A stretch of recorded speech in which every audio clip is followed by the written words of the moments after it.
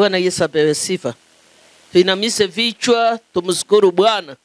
Baba, katika jina la Yesu mfalme wa mbinguni, tazama nimerudi kwako nikijua kwamba uko na nguvu na uwezo na mamlaka. Kwanza nakushukuru kwa ajili umetupatia ulinzi mwema tangu hii wiki iliyoanza mpaka tumekutana mahali hapa. Sifa na shukrani zikurudie kwa ajili wewe ni mwema. Asante kwa ajili ya ushindi na neema zako mfalme. Tawala mioyo yetu na tuongoze vile upendavyo. Nguvu za giza na utatanishi wa Shetani ipate kushindwa. Magonjwa kati ya watu wako Baba ondoa. Visingizio kwa watu wako Baba ondoa. Vita kati yao Baba ondoa. Naitisa neema na baraka juu yao Baba.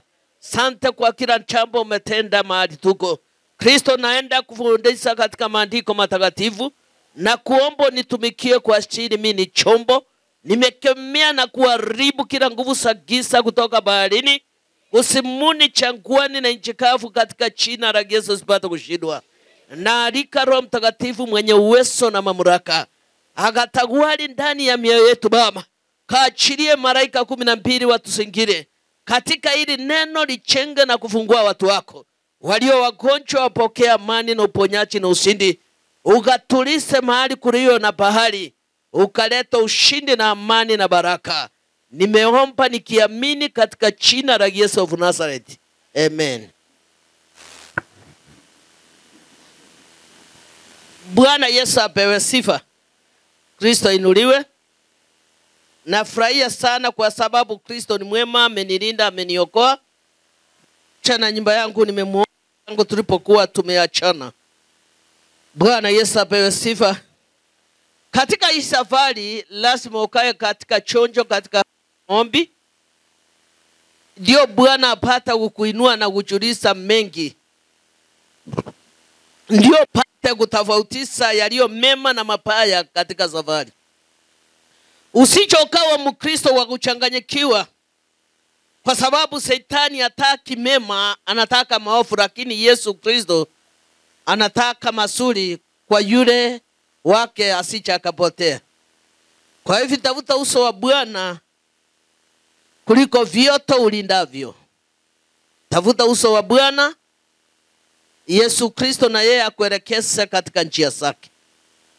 Siku ya leo tunaenda kujifunza katika kitabu ya kwanza ya Mfalme 3. Mfalme wa kwanza 3 kuanzia mstari wa kwanza kuelekea chini, tuone vile Sulemani alimaliza utawala katika nchi ya Yerusalemu na Hebroni baada ya kifo ya babake Daudi. Bwana Yesu apewe sifa. Tunaona ya kwamba katika hiyo nchi kulikuwa na mfalme alipokuwa anaitwa Daudi, lakini tuliona aliongoza Israeli katika mji wa Hebroni na Yerusalemu. Maandiko yananiambia katika mji wa Hebroni alitawala miaka 7 na katika mji wa Yerusalemu miaka 33. Kwa hivyo maandiko yananiambia alimpendeza Mungu wake yeye pamoja na watoto wake. Ndio kwa sababu baada ya kifo chake mtoto wake Sulemani akatawala. Sijui wewe uko na lengo gani ukiwa katika hii safari? Sijui wewe unamwasia Mungu wako nini? Ama uko mahali hapa kwa ajili ya wakati? Ama uko mahali hapa kwa ajili ya kupata ushindi kwa Bwana, ndio baadaye umwasi na umsahau? Ama uko mahali hapa kwa ajili ya kutafuta uso wake usiku na mchana? Kwa sababu katika maandiko ya Wafalme wa kwanza 3 yaniambia ya kwamba yeye Sulemani aliingia katika kiti ya ufalme wa babake baada ya kifo ya babake, ndio akatawala na akaimaliza hiyo ufalme. Kumaanisha hakuna mtu alienda kutawala mahali pale. Alikuwa mtu mwaminifu na mkakamavu katika njia za Bwana. Na babaka akiwa hai alikuwa anamfunza neno la Bwana. Ndio last week nilisema ya kwamba tusipepese watoto mizigo. tuwapatie wakati mwema, wakati rahisi, ili wapate kujifunza neno. Kwa sababu wewe unaondoka, lakini mtoto anafanya nini? Anapaki na yeye akikua. Sio vyema kuona mtoto umusike akiwa mdogo. Lakini siku hizi unaona wazazi wa miaka 90 wanasika watoto wakiwa miaka 25. Lakini tunaona wakati Daudi aliaga akiwa amepofika, akiwa mzee kabisa. Na katika ile nchi alipokuwa anatawala, Mungu akafurahia mtoto wake anyakua ile uliti kuwa mfalme. Sijui wewe unafikiriaje katika nyumba yako? Ni jinsi gani unaolea mtoto ulio nayo? Ni jinsi gani mnaenda sababa na yeye? Bwana Yesu apewe sifa. Kristo inuliwe. Kwa hivyo lazima tuwege mitindo yale wale walikuwa watangulizi wetu walikuwa wanakaa. Hawao kuwa watu wa fitina wa kuwasia wengine maovu. Lakini walikuwa wamesika neno la Bwana ya kwamba hawatasika tena. Wanakaa katika neno. Bwana Yesu apewe sifa. Kristo inuliwe. Kwa hivyo wao walikuwa wanasika neno. Wakati walikuwa wanaandamana na watoto wao, walikuwa wanawafunza njia za Yesu Kristo. Wewe Mkristo, ukiwa na watoto, wafunze njia za kumwendea huyu Yesu Kristo. Kwa sababu inaweza kupatikana siku moja yuko umemwacha. Usipomlea vile maandiko yanatuambia, atapotea. Lakini ikiwa utamfundisha njia za kumuogopa Mungu, itakuwa vyema. Bwana Yesu apewe sifa. Bwana inuliwe. Ndio naona kwamba maandiko yatuambia kwamba Sulemani alimaliza utawala katika nchi ile baba yake alimwachia. Kuna wale waliong'ang'ana juu ya hiyo utawala lakini hawakuweza. Lakini Sulemani, maandiko yatuambia, alikaa katika neno. Hakiwa akimwabudu huyu Mungu wake ya kwamba hata mwabudu tena. Akiwa anaitisa hekima na busara na maarifa kutoka juu mbinguni.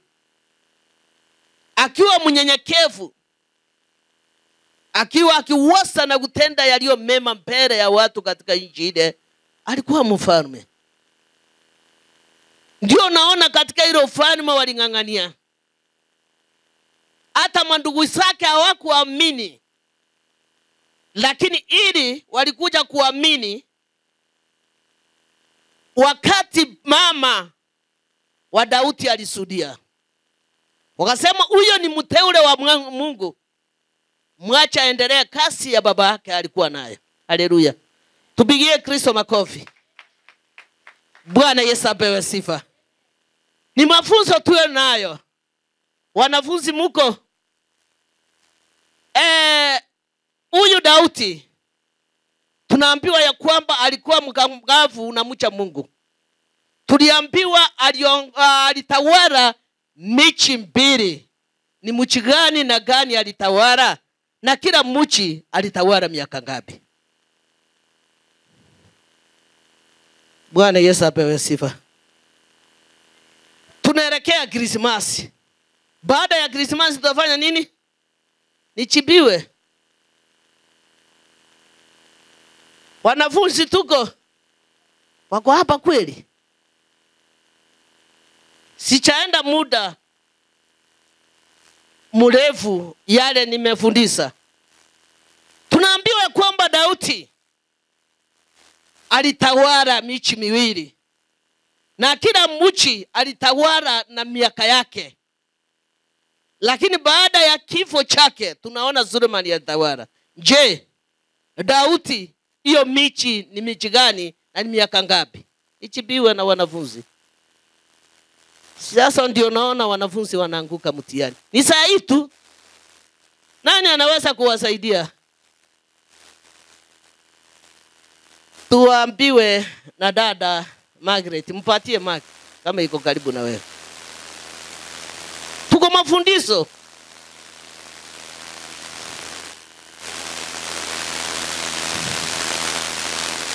Tuko mafundisho. Wanafunzi mumeanguka. Ndivyo wanaanguka hivyo. Tuko nao hapa lakini wako Kisumu nikiwa hapa. Bwana Yesu apewe sifa. Sasa nataka mchangie huyo mama akipita Stanu alienda shule. Kanisa, Bwana Yesu asifiwe. Alihubiri nchi ya Yerusalemu. Yerusalemu alitawala miaka ngapi? 35. Okay. Na nchi nyingine?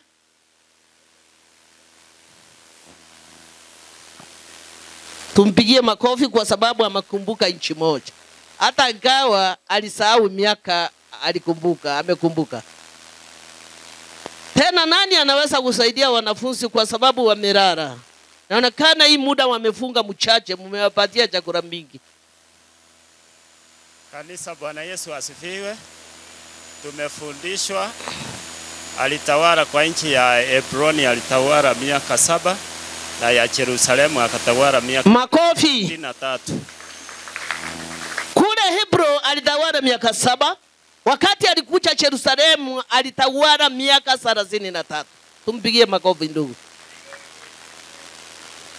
Tuwe mahali hapa, tusiwe hapa kumbe tuko nyumbani. Wanafunzi tuko, muko nyinyi nyote kweli? Na wale walifanya kabisa ya mikono juu. Hakuna sherehe kwenu hii mwaka. Kwa nini? Kwa sababu nyinyi hamujajibu swali yangu. Hakuna sherehe kwe? Situelewana. Wale wanajibu ndio wanapata sherehe, lakini mumeanguka. Kwa hivyo hakuna sherehe kwenu. Kama mumeanguka swali yangu, hakuna sherehe. Mzazi amejibu, mnunulie uniform arudi zure. Si tuko pamoja? Tuko pamoja. Hii muda wamepewa ukaa nje ni mrefu. 3 months. 10 weeks. Muwapatie chakula kidogo. Ndio watakula wajue.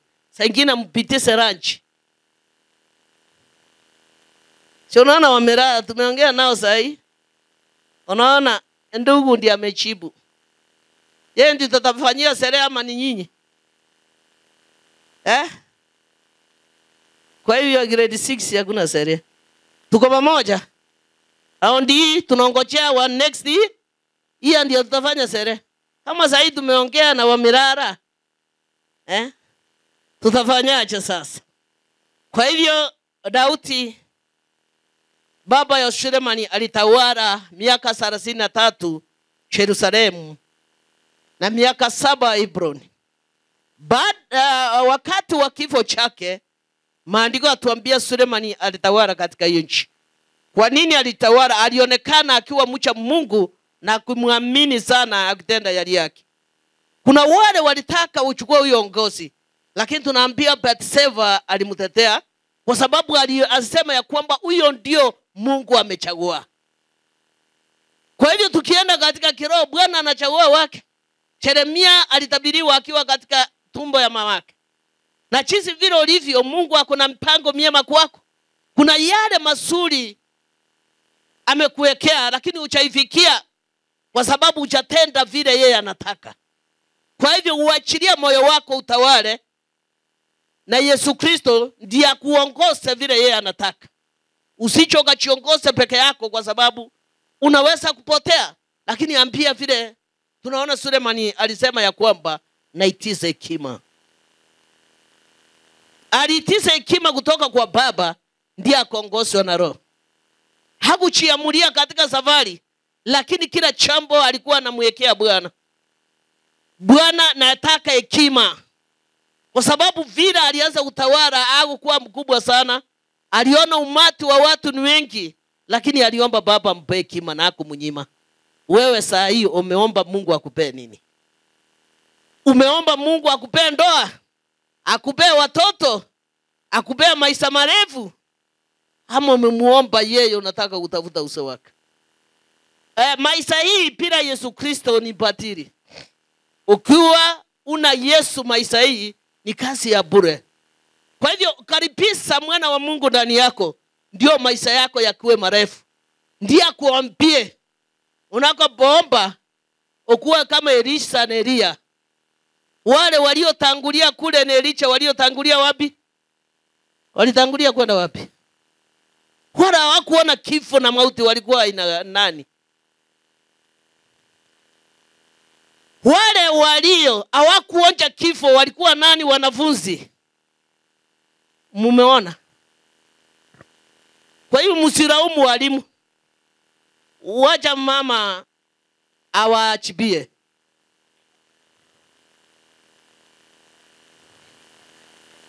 Sasa mpigie makofi masito. Kwa hivyo hawakuona kifo, hawakuonja kifo, walichukuliwa kwa ajili ya matendo mema. Wewe tafakari, ungekuwa huko wakati huo ungefanya nini? Kila ungekuwa wakati wa Enoku na huyo ndugu yako waliotangulia kule mbinguni, kila ungefanya wakati huo ungefanya zaidi. Usiseme ningekuwa msafi kama ingekuwa hivi na hivi, lakini yale ungekuwa wakati huo fanya leo tukuone. Tuhesabiwe kuwa mwenye haki katika mara Bwana. Tunaona vile Daudi alichunga ukoo wake, akafundisha watoto sheria zake, kawaambia vile wanaweza kukaa katika neno, na wewe saa hii funza wako. Bwana Yesu apewe sifa. Kwa hivyo tusije tukapoteza watoto njia, kwa sababu tutaraumiwa wakati wa mwisho. Tutaraumiwa na tutaangamia. Waambie wafuate njia za Yesu Kristo, kwa sababu Yesu Kristo ukitoka saa hii utamwacha, atachua vile anaweza kukaa katika neno. Haleluya. Mwambie amuka tuombe hata ikiwa saa 9 ya usiku, kama unapenda kuomba saa 8, kama unapenda kuomba saa 4, kama unapenda kuomba wakati umekula, kama unapenda kuomba wakati unaendelea kukula, mwambie tu. Si wengi tunaomba wakati tunaendelea kukula. Bwana Yesu apewe sifa. Wanasema hai, si kuomba. Kwa hivyo wacha nirudi kwa maombi. Niliona kwa runinga mama wa miaka 85 anaweka chakula kwa meza, anaomba. Akimaliza kuomba anaonja kidogo, dakika kama 5 tena anaomba. Anaambia Bwana ni asante. Wewe unaomba mara ngapi kwa siku? Kama unaona ni kawaida, anaambia weka hiyo chakula, niko na njaa, tutaomba baadaye. Bwana Yesu apewe sifa. Lazima tumtafute Bwana Yesu Kristo katika njia ya hekima na maarifa na busara. Na hekima yake uwezi ukaipata kama hujaitiza. Sulemani aliitiza hekima jinsi ya kumaliza utawala katika mji wa Yerusalemu, Hebroni, ndiye apate kuitwa mteule. Nirudi katika maandiko. Huyu Sulemani akafanya uchamaa na Farao. Mfalme wa Misri akamuoa binti yake Farao, akamleta mchini mwa Daudi.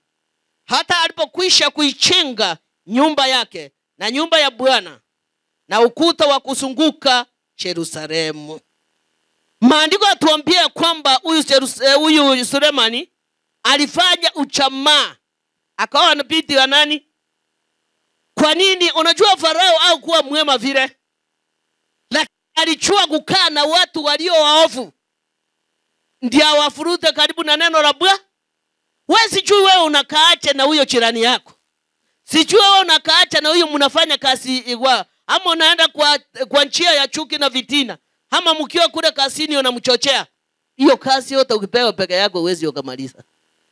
Hiyo broti hata ukaa peke yako huwezi ukaa nyumba zote. Lakini unaona wakati Sulemani alikuwa mahali pale, maandiko yatuambia alifanya uchamaa na Farao mpaka akawapitia. Alipokuwa mahali pale, maandiko yatuambia kwamba yeye Daudi, wakati alimleta katika mji wa Daudi, hata alipokwisha kuichenga nyumba yake na nyumba ya Bwana. Maandiko yatuambia aliamua kuichenga nyumba yake na nyumba ya Bwana. Hakuchenga yake aseme mimi niko na kwangu, lakini aliamua kutenda hiyo kitendo, ndio ndiposa amfurahize Bwana. Bwana Yesu apewe sifa. inuliwe. Maandiko yatuambia kwamba wakati alimaliza kuisha kuchenga nyumba yake na nyumba ya Bwana na ukuta wa kuzunguka Yerusalemu. Haleluya. Yerusalemu ni mahali alikuwa ametawala. Bwana Yesu apewe sifa. Maandiko yatuambia akaichenga ukuta wa kuzunguka ile Yerusalemu. Ifanya hiyo jambo ndiposa afurahishe Mungu wake. Ni jambo gani unaweza kufanya iguse Mungu wako wakati ulio na vita, wakati ulio na shida, wakati ulio na magonjwa, wakati uko hatarini ndiye akukumbuke? Bwana Yesu apewe sifa. Tunaona kwamba Farao hakuwa mwema sana mbele ya macho ya Mungu. Kwa sababu tunaambia kule Farao alitesa wana wa nani? Lakini wakati walipokusana na Sulemani, maandiko yaniambia Sulemani alichenga ujamaa mwema, ndiye akaoa binti yake, akamleta katika mji wa Daudi. Na mahali pale alimleta, alichenga nyumba yake pamoja na nyumba ya Mungu wake. Na mahali pale ile nyumba aliyechenga ndio maandiko yatuambia alizunguka na ukuta. Tunaona kwamba huyo Sulemani alijua kutafuta baraka kutoka kwa Bwana.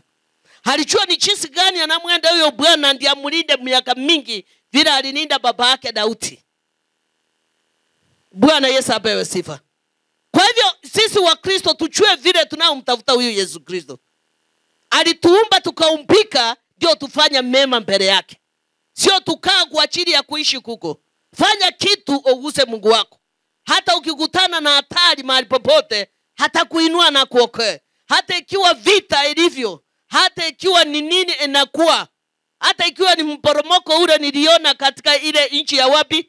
Aliona ile mporomoko wa watu. Hamuna wakati wa kuangalia, mnakuja mna. Hata ikiwa ni wakati ule atakufunika pamoja na nyumba yako kuokoa. Kwa hivyo tunaona huyu Sulemani aliona ni vyema achenge nyumba yake na nyumba ya Bwana mahali pale, na ile nyumba ya Bwana asiachilie kwa hivyo. Maandiko yatuambia alichenga ukuta ikazunguka kule Yerusalemu. Bwana Yesu apewe sifa. Tunaona kitu ya kwanza, hata ikiwa akifanya hii, aliomba hekima kabla hajaanza kazi ya Mungu.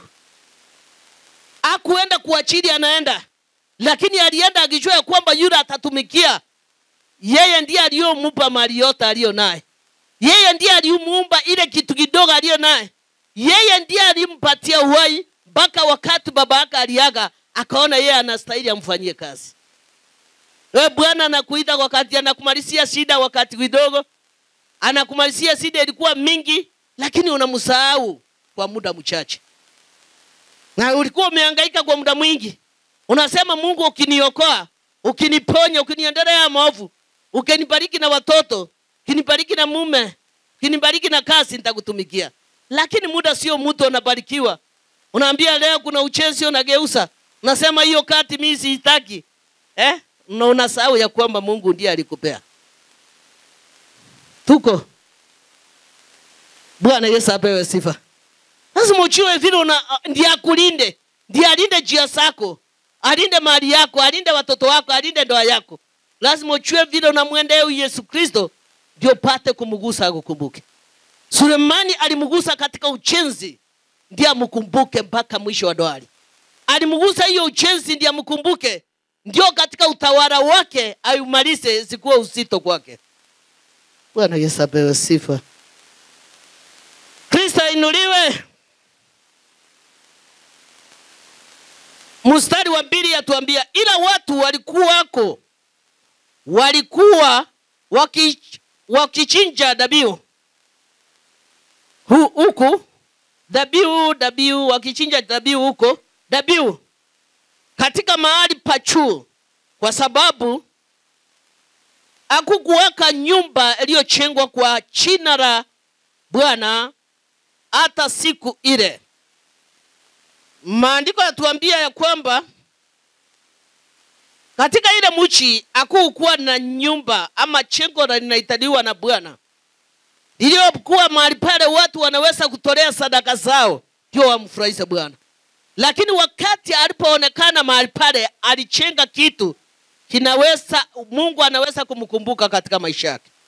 Maandiko yanatuambia kwamba mahali pale ndio watu waliingia wakichinja dhabihu katika mahali pale pa juu, na sababu hawakuwapo nyumba iliyochengwa kwa jina la Bwana hata siku zile. Bwana Yesu apewe sifa.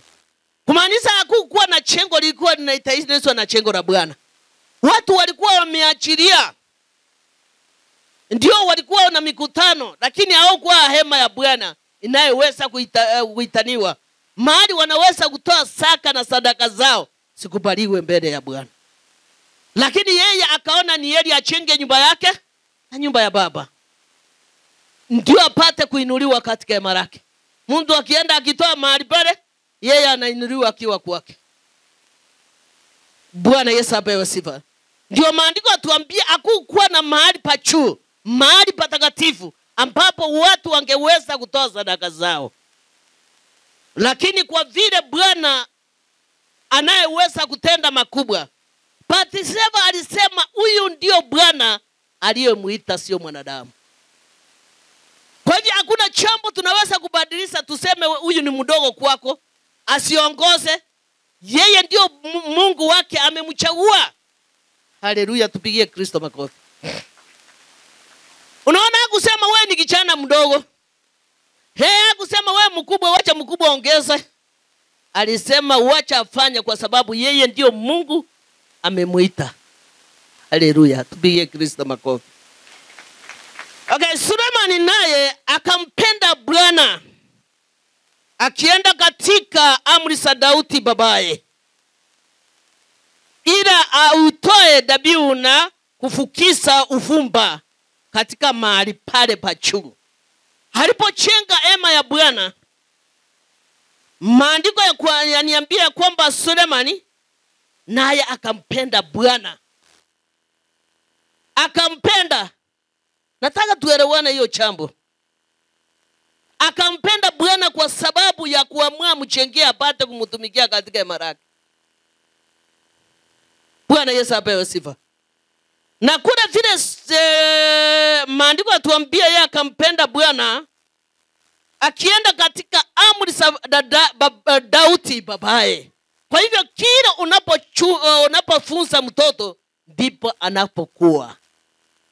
Kimwambia leo aenda kuacheni usikie kila wanaongea, ujifanye mnacheza uniletee ripoti, yeye atagrow hivyo. Kimwambia ndo usikie wale wa mama wanaongea nini kama wananisengenya, huyo mtoto atakaa na hiyo spirit. Kimwambia ukifika kanisani tulia. Tulia na usikilize yale walimu wanayokuambia, mtoto atakuwa hivi hata wakati utapomwacha. Lakini ukimwambia Supora asiongee na wewe, Naomi asiongee na wewe, huyo mtoto akiongelezwa na walimu anageuka anamwangalia. Watoto kama hawa Naomi wako ama waliokoka wote. Jinsi unaofunza, ukiona mtoto akirekebishwa akiwa unatoa chicho sana, hata mtoto anakuangalia naona hata mama amekasirika, huyu amenifanya nini? Amenifanyia vibaya. Bwana Yesu apewe sifa. Kwa hivyo hata heshimu yule mwalimu alio naye kama mwalimu. Bwana Yesu apewe sifa. Bwana inuliwe. Kijana wangu wakati alikuwa form 2, shule alikuwa anasoma, walikuwa wanatoa 1,105 na unampatia pocket shilingi 50. Sasa yeye alikuwa anakuwa, lakini walipofika kule shuleni akachanuliwa na wengine kwa sababu alikutana na watoto wa wakubwa. Ngamwambia hata wewe ni mkubwa. Kaniambia dadi, mnafuata ile maagizo ya 50. Ambia si unakula, unapewa kila kitu vizuri.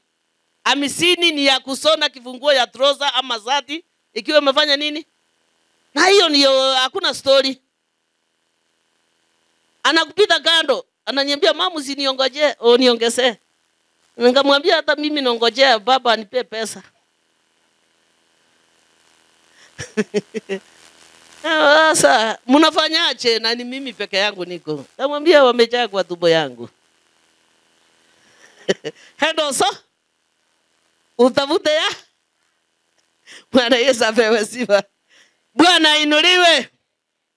Akawa hivi akasoea, akasema akienda kwa huyu amejibu anafuata sheria za su.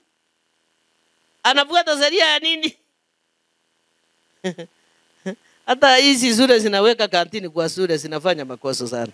Kuna kitu nimegundua. Sina makosa zaidi. Kwa sababu inaleta pressure kwa wasasi. Yese na chakula ifunguliwe mingi kwa shule. Ukila ile utoseke. Tuko pamoja. Hii ndio wanapigiza wanakuja wanapiga koronda hapa kwa mtaa. Wanunua zile simu zinakuja. Wanaziweka kwa Facebook. Badala mtoto kusoma imagine. Ajue what is next. Ni time gani anapata. Bwana Yesu apewe sifa. Bwana inuliwe.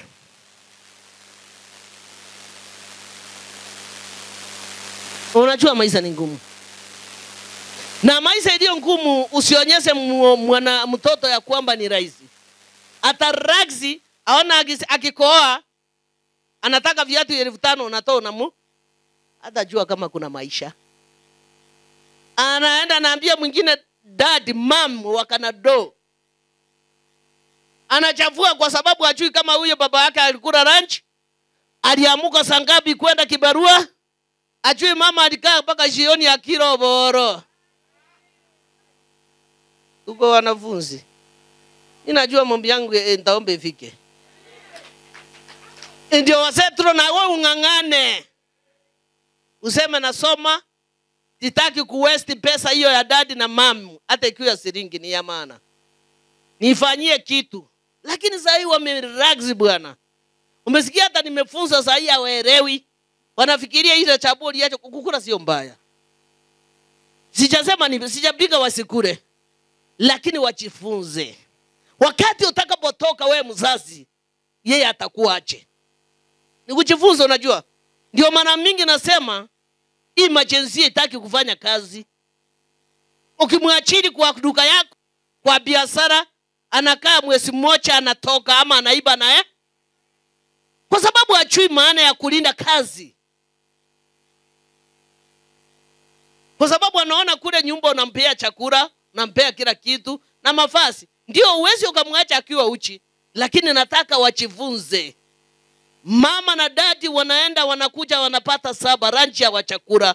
Ndio wewe usome maisha yako ibadilike. Wakati atapokuwa karibu na wewe utafanya ache kwako.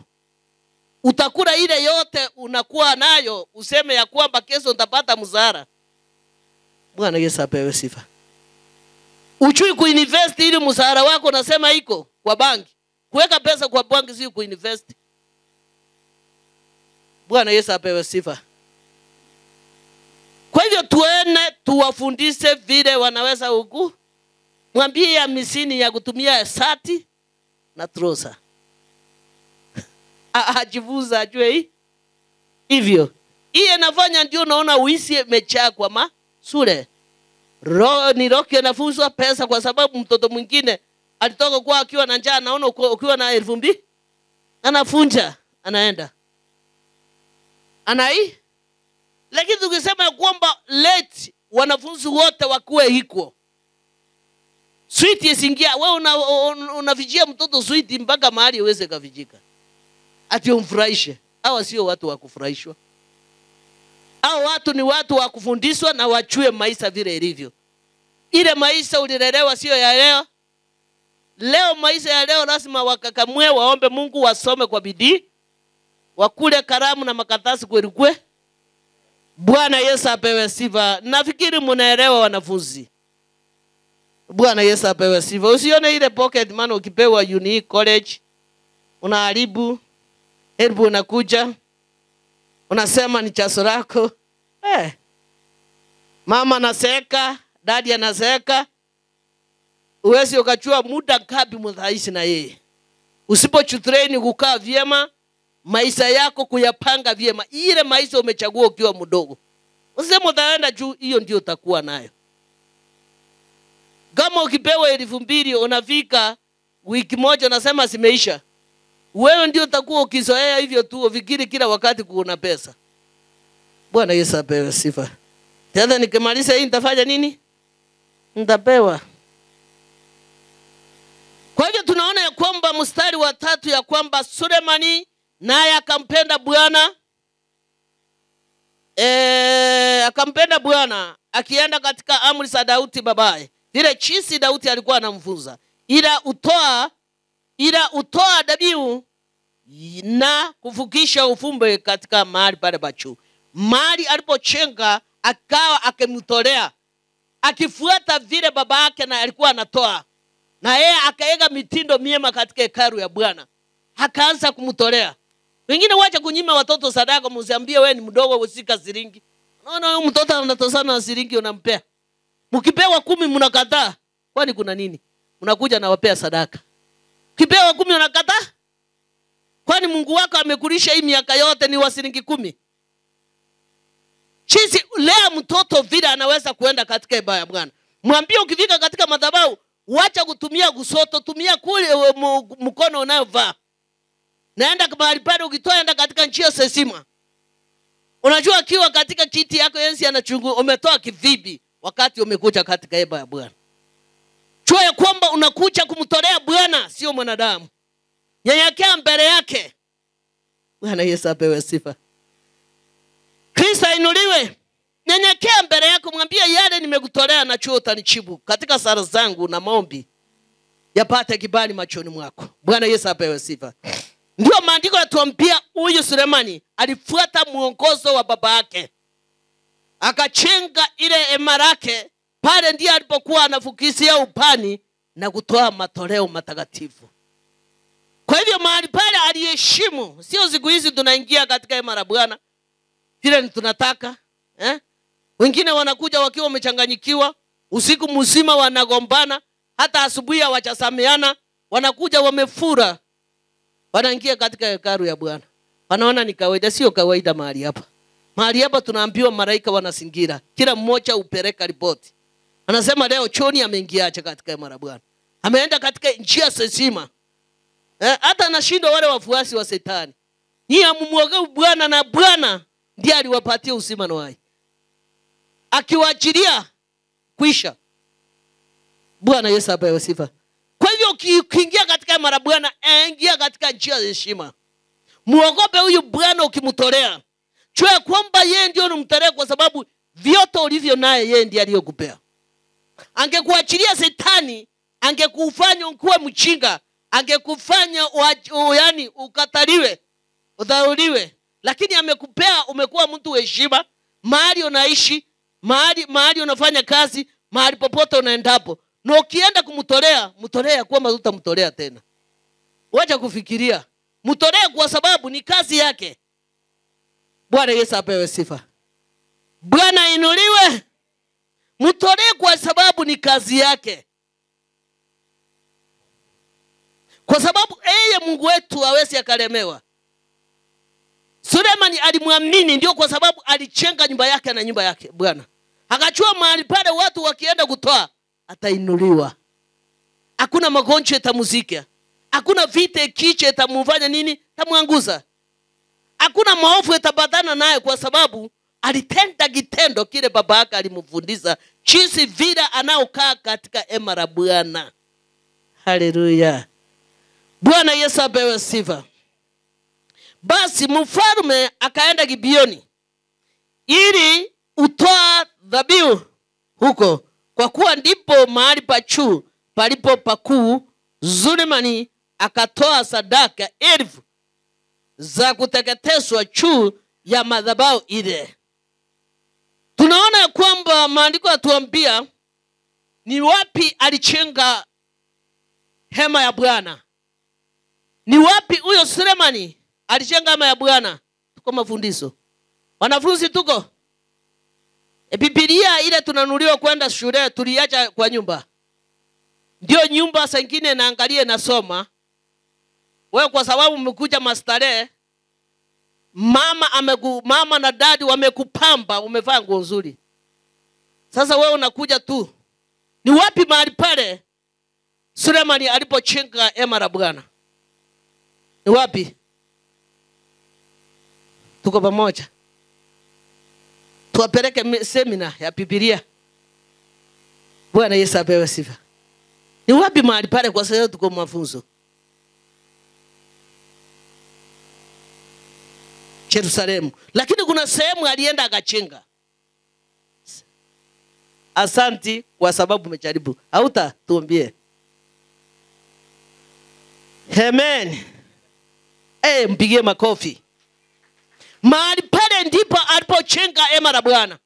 Wakati alipoenda mahali pale, tunaambia huyu mfalme Sulemani. Bwana Yesu apewe sifa. Bwana inuliwe. Tunaambia wakati alipofika kule Gibeoni ili atoe dhabihu huko. Kwa kule ndipo mahali pa juu palipo pakuu, Sulemani akatoa sadaka 1000 za kuteketeza juu ya madhabahu ile. Alitoa pesa ngapi? Ni kwa nini alienda kumtolea Bwana? Unajua kuna kitu unaweza kutolea Bwana kimgusa katika maisha yako. Yeye anajua vyema vile ulivyo. Usijitarau kile ulivyo, lakini unatoa anajua kwamba kile ndio ulicho nacho, sio kumdanganya. Ngine uwezo ukaniambia uko na mamilioni kwa banki, unaenda kumtolea 200 ndiye aguswe. Na kuna yule maskini analia, anakuwa na shilingi 5000, anakubalika kutoa hata 500. Yake inasikika.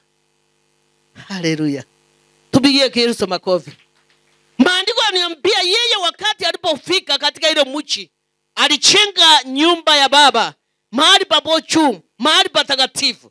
Ndiye alitumia ya kwamba mahali palio juu palipo pakuu, Sulemani akatoa sadaka 1000 za kuteketeza juu ya madhabahu ile. Alitoa 1000 sadaka ya kuteketeza. Sijui kama wengine wanatoanga ama wanasikia ni drama, ni story. Pasa siko hapa. Lakini wengi tulienda tukasahau. Hatujui maana ya sadaka ya tia na kuteketeza. Kipeleka kwa nyumba ya Bwana umwambie Baba nimeasi, nimeenda kinyume. Wengi wanakuja naona wanaambia mucha muombee msamaha. Mtu anapiga makofi, pora apokee mafuta aende. Lakini kuna siri kwa Baba. Bwana Yesu apewe sifa. Wakati alipoenda mahali pale, kwa nini yeye alimtolea sadaka? Na unajua alikuwa mfalme.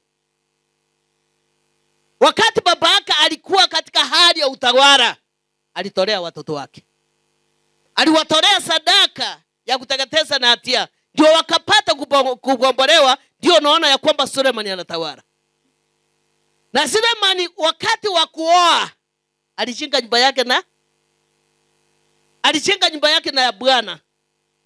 Na wakati kabla achengia katika hema la Bwana, maandiko yatuambia alienda akatoa sadaka. Unafikiri ni ya nini alitoa? Yesu apewe sifa. Alijitangaza pamoja na nyumba yake, wakati watoto wake wataonekane wakuwe wakamilifu mbele ya Bwana. Yesu apewe sifa. Bwana inuliwe. Kwa hivyo alienda vile jinsi Daudi baba yake alimfundisha.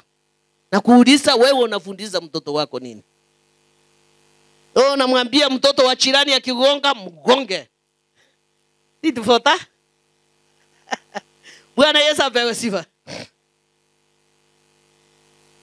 Unamfundisha nini? Katika kuingia katika hema ya Bwana, unamwambia nini? Mkikutana na watumishi wa Bwana unafanya nini? Unamrudishia mkono kama ni mpita njia, unaona? Bwana Yesu apewe sifa. Bwana inuliwe. Ama unamsamilia chizi gani? Ama ni yale masoea? Haleluya.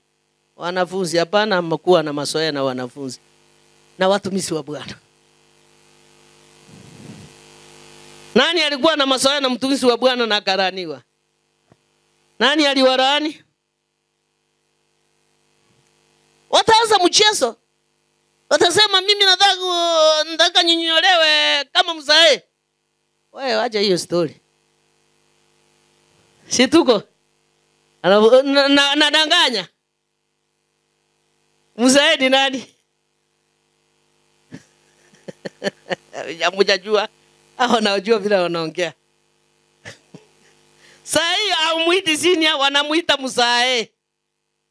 Hamjajua watoto wanamuita hivyo. Mimi nimesikia wakiongea.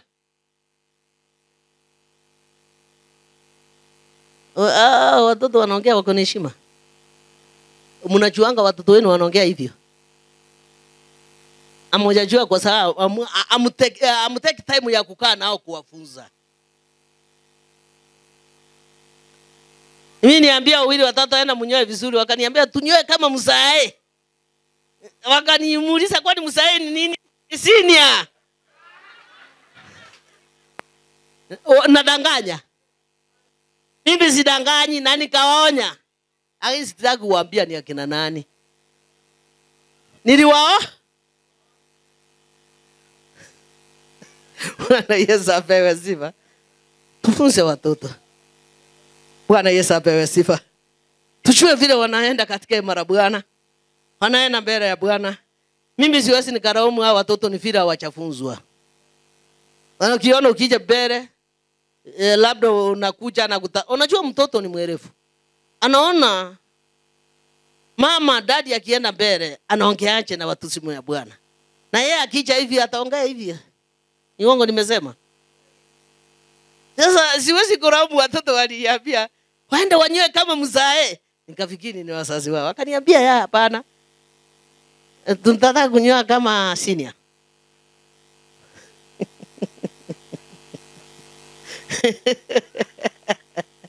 Bwana Yesu apewe sifa. Bwana inuliwe. Maandiko yananiambia kule ndiye alitoa sadaka 1000 ya kuteketeza. Bwana Yesu apewe sifa. Kristo inuliwe.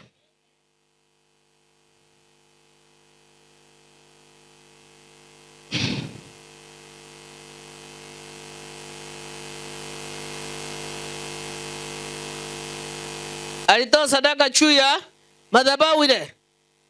5 yatuambia na uko Gibeoni Bwana akamtokea Sulemani katika ndoto ya usiku. Mungu akamwambia omba utakaro nikupe. Bwana Yesu apewe sifa. Wakati alipotoa ile sadaka ya kuteketeza ya hatia, ndio Bwana alionekana kwake. Ndio alimchagua akuwe mfalme. Lakini baada ya kutoa Mungu alifanya nini? Aliguswa. Baada ya kutoa. Kwa hivyo kutoa kunayo nguvu. Kutoa kunayo nguvu. Kutoa kunayo nguvu kwa Bwana. Dhambi zako wewe ndio unajua dhambi ni aina gani ulio nayo. Ukicha kumulia Bwana, unamulilia kwamba utamulilia tena. Samueli wakati alipokuwa anaongoza wana wa Israeli, kule alipokuwa, maandiko yatuambia Wafilisti walikuwa karibu kuangamiza. Aliomba sana, akaona hawaachi Wafilisti wako karibu. Asema baba nitafanya nini? Wakati alipanda katika mlima wa Mishba, maandiko yananiambia alitoa sadaka ya hatia na kuteketeza. Kwa niaba ya nani? Wana wa Israeli. Ndio maombi yalifika. Wewe jiulize kwa nini naombewa kila siku na hakuna mabadiliko? Ni nini sichakutendea wewe Bwana? Bwana Yesu apewe sifa. Ni wapi nimeasi? Wacha kusema ni jirani amenizumbua. Huyu jirani ndiye ananipigia vigongo, ndiye anafanya watoto. Hapana, uliza Bwana nimefanya nini? Ni njia gani nimeana mbaya? Ni laana za ukoo? Ni damu mbaya ya ukoo? Ni mahali nimeingizwa siwezi nikatoka? Lakini najua wewe ndio uko na kifunguo. Bwana Yesu apewe sifa. Unaona huyu ni Sulemani, alikuwa ameitwa kawekwa hiyo kazi. Alikuwa mfalme. Lakini tunaona ya kwamba katika hiyo ufalme wake aliona acharidhika kumtafuta Bwana. Ndio mahali alienda akachenga hema la Bwana na akaenda mahali pale akatoa 1000 ya sadaka ya hatia na kuteketeza. Wakati alitoa ndio Bwana akamuonekania usiku. Wewe uko na shida gani unataka Bwana akuonekanie? Wewe ukaenda hivyo kama mnaenda kwa bafu. Kwa Bwana lazima kwa kumwendea Bwana kuna gharama ya kiroho. Sio gharama ya kimwili. Wengi wanasema ni kuwesti. Ni kufanya hapana, inatakikana gharama ya kiroho. Karama ya kiroho utaifanya chisi mbele ya Bwana. Ndio Bwana akumbuke shida yako. Ndio Bwana akutoe kwenye giza. Ndio Bwana aseme kweli umenikumbuka. Umetenda ile kitendo kizuri. Bwana Yesu apewe sifa. Bwana inuliwe. Nilikutana na dada mmoja kaniambia kwamba kama uko na kitu ama na kazi usaidie huyo ndugu. Kila wakati nikimpata kamwambia, dada unaniambia uko na shida kwenu hamjiwezi, lakini mbona kila siku unaniambia nisaidie huyu, uniambie huyu wewe nikusaidie. Unajua alinijibu aje? Aliniambia, mama wacha nikuambie, kuna kitendo unaweza kutenda kwa mtu ndio Mungu akukumbuke. Bwana Yesu apewe sifa. Unaweza kusaidia mtu ndio Mungu akukumbuke. Kwa hivyo nikiangalia yangu naona sio masito. Mimi ni msichana naye ni kichana.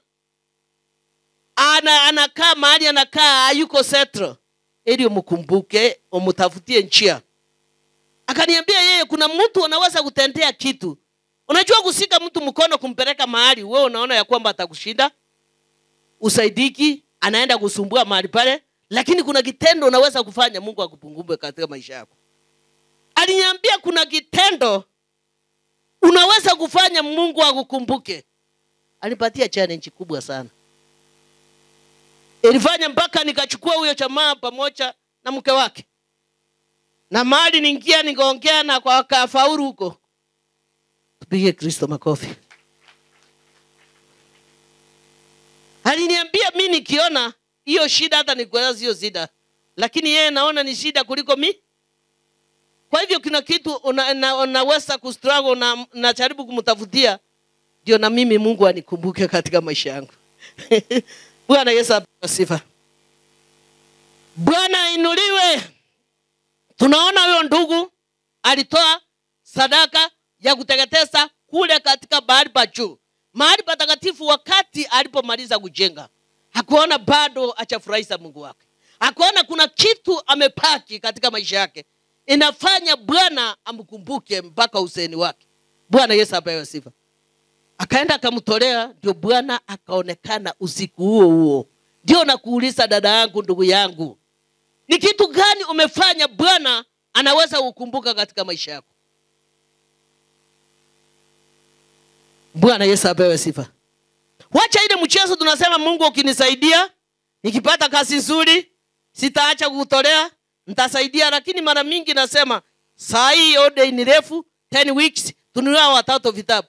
Nikiuliza secretary umekusanya ngapi? Ananiambia ni 2,000. Na watu wako karibu 100 na anaona kwanza wacha afanye budget yake kwa sababu ni December. Wacha December ijipange. Fanye ile hadi, ile yani ulisema utafanya, kamiliza. Mengine Bwana atachua. Bwana Yesu apewe sifa. Bwana inuliwe. Kwa hivyo ukifanya na Bwana atakukumbuka. Kwa sababu ni kitu ulisema nitafanya. Lakini imefika katikati umesahau. Sitaki ndugu yangu na dada yangu usahau mahali ulipotoka. Wengi wanasahau mahali walipotoka, wanaona mahali walifika. Wanasongwa na ulimwengu. Ndio Bwana amewabariki na wainua. Lakini spirit ya uchache imewaingia. Hawamuoni Bwana aliyowabariki na kuwainua. Wanatumia uchache na kuambia haki, leo niko sina kitu. Yani unasema una kitu, unasusa Mungu wako aliyokubariki na kuinua, akakuweka mahali huko, una complain, unasema una kitu.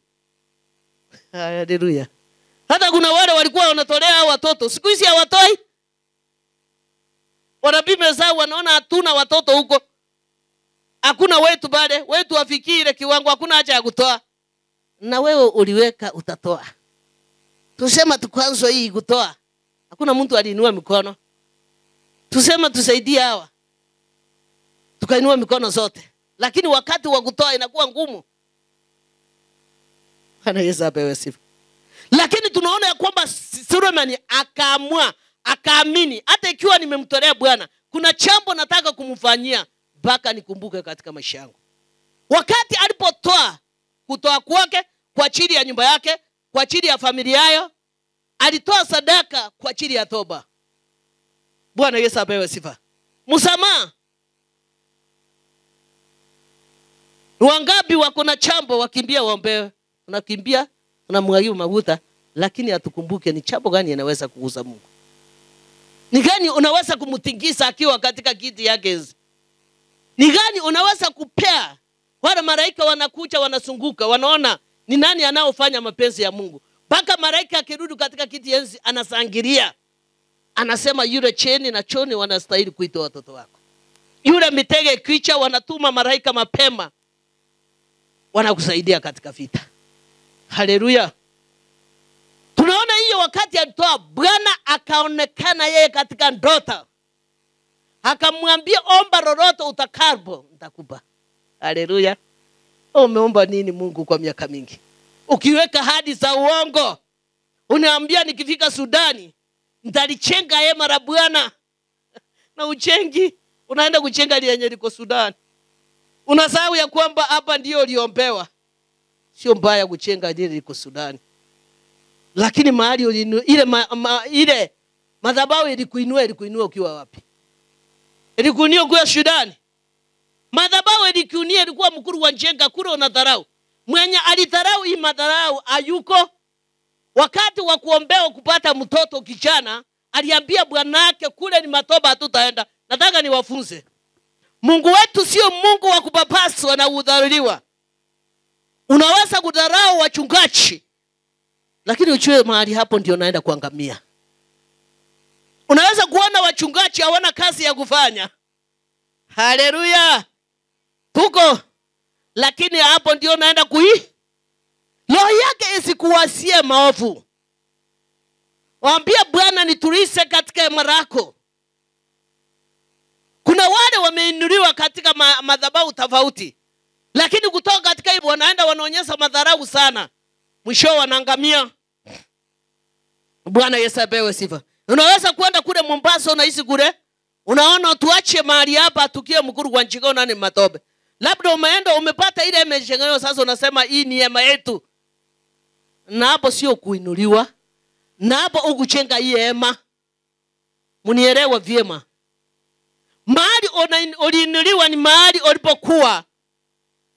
Umeombewa ukainuliwa ndio kaenda kule Mombasa. Bwana Yesu apewe sifa. Dada akasema sitaruka kule. Kule ni kuchafu. Akaleta vita usiku. Ataki mume akuje kanisani, wa mama tuko. Yaani kwaya ndio iko wa mama hapa. Bwana Yesu apewe sifa. Bwana inuliwe. Wakaenda kaambia Bwana hata sadaka sitaki utoe mahali pale. Enavu isiena sizimecha. Ameinuliwa na ile matoba ya mkuru wa njenga. Sasa anaweza kukasia mume wake asitoe na huko ndiye aliinuliwa. Bwana Yesu apewe sifa. Akaleta vita. Wakati Shetani aliingia katika nyumba yake hakujua. Aliingia katika magonjwa, akaingia na njia operation, akamtoa. Unaona? Angekuwa katika madhabahu aliyoinuliwa, hiyo chambo lingechunguzwa mapema. Lijulikane ni wapi, lakini alianza usidharau mahali umetoka. Ikiwa umetoka Catholic, SDA umeinuliwa mahali pale, umeenda kule Kusumu na Naroko, umekaa mahali pale, umeona umekaa maisha mazuri, usidharau mahali ulitoka. Heshimu mahali pale. Kwa sababu ndio uliinuliwa, ndio kaenda Nakuru, ndio kaenda Mombasa, kaenda Kisumu. Heshimu, kumbuka mahali pale. Bwana Yesu apewe sifa. Lazima ukumbuke mahali pale.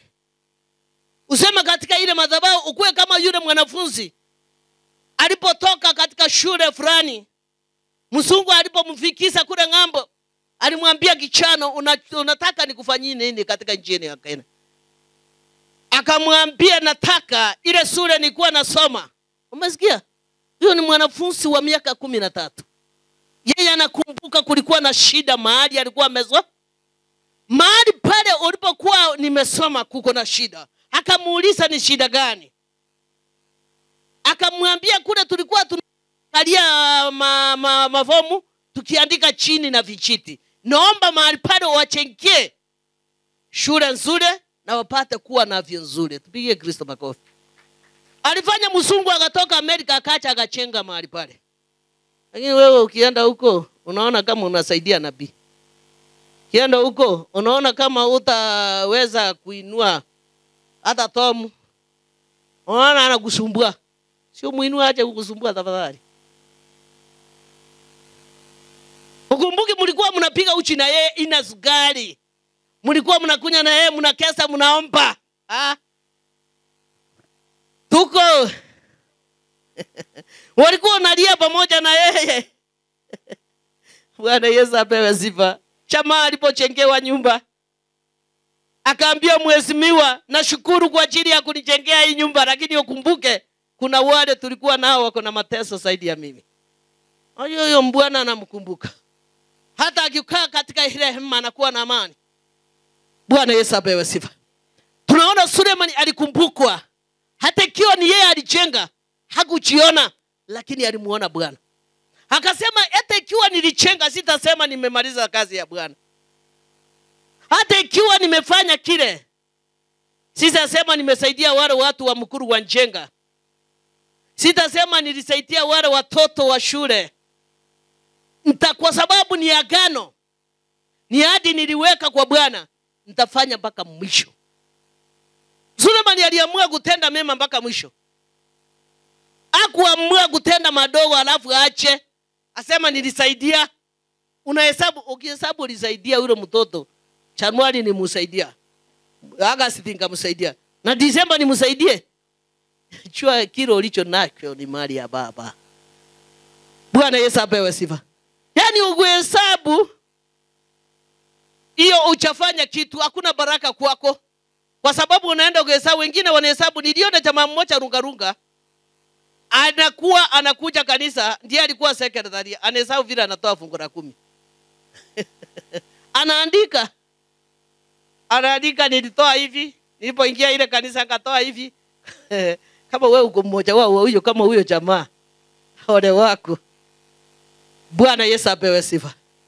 Ole wa? Yaani yeye Mungu aanza kupangia vile alikuokoa. Wakati ulipozaliwa ungekuwa umekufa na mama yako aende, lakini akakubali ukoona hii nchi. Akapigana vita na ile nyoka ilikuwa inakuja kukamaliza. Mama alipitia uchungu mbaya. Akapitia operation. Ewe ukawekwa ICU kiwa mtoto, umekuwa mkubwa, ukapitia mambo mengi na umekuwa sahi. Yeye akikuhesabia utamulipa. Mbona wewe unamhesabia umetoa fungu la 10 miaka ngapi? Umesaidia watoto wa nabii aje? Unahesabu? Ukihesabu hakuna baraka kwako. Bwana Yesu apewe sifa. For sure hakuna baraka kwako. Ukihesabu ati ulifanya hivyo ukasaidia huyu na sahi, hakuna baraka kwako. Bwana Yesu apewe sifa. Kama ungekuwa uhesabu, Suleiman yangehesabu jinsi alimchengea nyumba ya Mungu, alitumia gharama. Unajua kujenga hema la Bwana sio shilingi 2. Bwana Yesu apewe sifa. Hakuhesabu. Yeye alisema lazima niende mahali pale kwa ajili. Mahali nimeona sitaingia bure. Lazima nimtolee Bwana. Nimtolee sadaka ya kuteketeza katika madhabahu yako. Kabla sichangie ndani nitakasike. Hizi makanisa mengi hawaheshimu madhabahu. Mtu anatoka kwa mganga jana usiku mzima, alikuwa anasumbua majirani, anaingia. Nasema nini? Wengine wanaingia mpaka maelisi. Yana mwingine aliingia maelisi akawa mbaya, siku hizi simuoni. Tusije tukacharibu hema la Bwana hama watu wa Mungu. Bwana Yesu apewe sifa. Maandiko yaniambia sauti ya Bwana ikamtokea wakati alipoingia na akatoa. Wewe uko na shida gani unataka Mungu aukalimizie? Ni jambo gani utafanya emfurahishe? Ndio maadui wakayo badi nao wakuheshimu. Wakikuona, unajua maadui wa siku hizi ni rafiki yako. Usifikiri ni adui. Afadhali unajua yule ni adui unakuwa. Lakini rafiki yako unamwanikia yote. Namwambia Disemba, Chamuri Day, tunataka tuende Momba. Kabla hajafika mwisho wa mwezi Novemba, una kitu unakauka. Bwana Yesu apewe sifa. Sio umemwamini? Umemwelezea yako yote? Rafiki ni adui wa sasa. Bwana Yesu apewe sifa. Bwana inuliwe. Maandiko yatuambia yeye akaambiwa aitise jambo lolote. Ili afanye nini? Atapewa na Mwenyezi Mungu. Akamwambia aitise jambo lolote atakalo, ndipo atamupa. 6. Sulemani akasema, umemfanyia mtumwa wako Daudi baba yangu fadhili kuu, kadiri alivyoenenda mbele zako katika ukweli na katika haki na katika unyofu wa moyo pamoja nawe. Nawe umemweka na fadhili hii kubwa, maana amemupa mwana wa kuketi kiti pake kama ilivyo leo na sasa. Bwana Mungu wangu, umenitawisha nawe mfalme mimi wangu. Umenitawisha mtumwa wako badala ya Daudi baba yangu. Nami ni mtoto mdogo tu, sijui jinsi inapaswa kutoka wala kuingia. Haleluya. Tupigie Kristo makofi. Tukiangalia katika hilo somo tunaona ya kwamba huyu Sulemani alikuwa mwenye hekima. Kabla hajaingia katika uongozi, aliomba Mungu akampatie hekima. Hakufurahia ati yeye mimi nimeiriti. Unajua kuna some country wanaeliti uongo, lakini Kenya wanafanya hivyo. Anauana kuana mpaka wapate hiyo Bwana Yesu apewe sifa. Sasa akamwambia, chenye umefanya kikubwa sana ni kile kunirehemu nikapata hiyo uongozi, na vile ulikuwa umeteua babangu ukaona ni heri na mimi mtoto mdogo unipe. Ulikuwa na maana ya kunipa hii. Haleluya. Lakini akasema, nami ni mtoto mdogo tu, sijui jinsi mpasao kutoka wala kuingia. Yeye ni mtoto mdogo, ndio amempatia uongozi. Ako na furaha sana. Kwa nini yeye hakuitisa mali? Kwa nini yeye kuambia anataka hivi na hivi? Lakini alimwelezea jinsi aliyemteua. Akafurahishwa naye jinsi babaka alikuwa katika uongozi. Ajui jinsi ni lini ni vipi aliyempatia uongozi. Lakini yeye anasema ni mtoto mdogo, ajui kuingia wala kutoka. Haleluya. Bwana Yesu apewe sifa. Tunaona kwamba katika hii funzo ya kwamba Sulemani alikuwa mwenye hekima. Kabla hajaanza kutawala hiyo nchi ya Gibeoni, maandiko yatuambia alitisa hekima. Wewe umewekwa uongozi mahali fulani. Kabla hujaenda katika hiyo uongozi unafanya nini? Wengi wateuliwa katika vyeo mbalimbali katika kazini. Unafurahishwa unaenda tu, ama unakuja unamtolea Bwana unamwambia ni asante. Jinsi nilio katika ile kazi ni kwa ajili ya neema. Ni umeniingiza mahali pale, unipatie hekima na maarifa ya kuingia mahali pale na kufanya kazi katika njia za upendo na amani na kutumikia watu wetu kuwa sawa. Nani aliamua ile kesi ya mama walikuwa wanangangania mtoto? Sulemani alikuwa mwenye hekima. Ndio nasema wewe umewekwa. Icharisi ni cheo aina gani? Iwe kubwa iwe ndogo, hiyo ndio Bwana alifurahia akakupea.